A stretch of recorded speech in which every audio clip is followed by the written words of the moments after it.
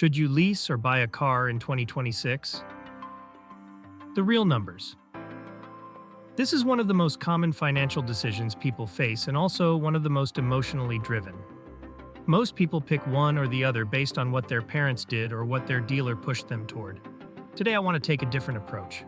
I ran the actual numbers through an AI financial model for 2026 using real current interest rates, real average car prices, and real cost of ownership data. And the results are more nuanced than the internet would have you believe. Welcome to Fuel Your Wealth. Let's get into it. First, let's set the baseline. The average new car price in the United States right now is approximately $48,000. The average new car loan interest rate for a well-qualified buyer is somewhere between 7 and 8%. The average lease payment on a comparable vehicle runs about $500 to $600 per month. Keep those numbers in mind because they are going to drive everything that follows. Let's run a real scenario. We'll use a $36,000 sedan, something like a Honda Accord or Toyota Camry, and compare two paths over 6 years. Path 1, you buy the car. You put $3,000 down, finance $33,000 at 7.5% over 60 months. Your monthly payment is approximately $660 per month.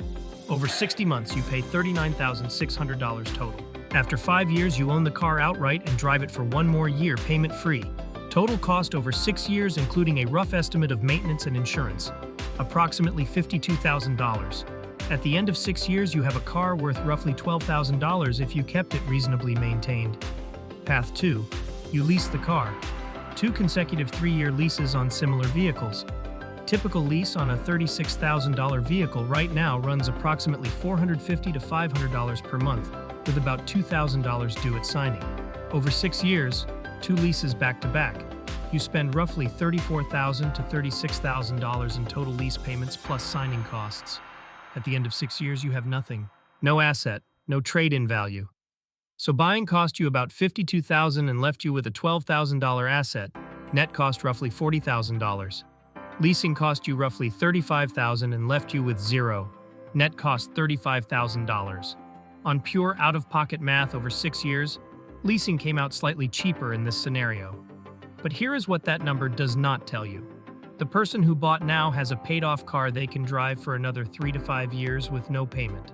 If they drive it for 4 more years, the total cost of that car spread over 10 years drops dramatically, closer to $1,500 per year once it is paid off. The person who leased is starting their 3rd lease in year 7 at whatever the new market rate is, and they never escape the monthly payment cycle. This is the trap that AI flagged immediately when I ran this analysis. Leasing looks cheaper short-term. Buying wins significantly long-term for people who keep their vehicles. Now here is where it actually gets interesting, because the answer is genuinely not the same for everyone. Leasing could potentially make more sense if you are self-employed and can deduct the lease payment as a business expense. You absolutely need to be in a new vehicle every 3 years for professional reasons. You drive under the mileage limit consistently, usually 10 to 12,000 miles per year, and you have the discipline to never buy out the lease at the end.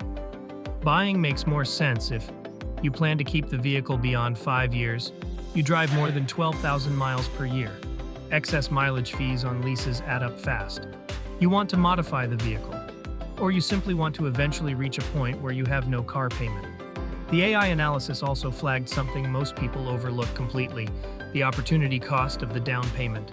If you put $5,000 down on a car purchase instead of investing it, that $5,000 at a historical market return of 7 to 8% annually becomes roughly $7,500 over 5 years. That is a real cost of buying that rarely gets factored in.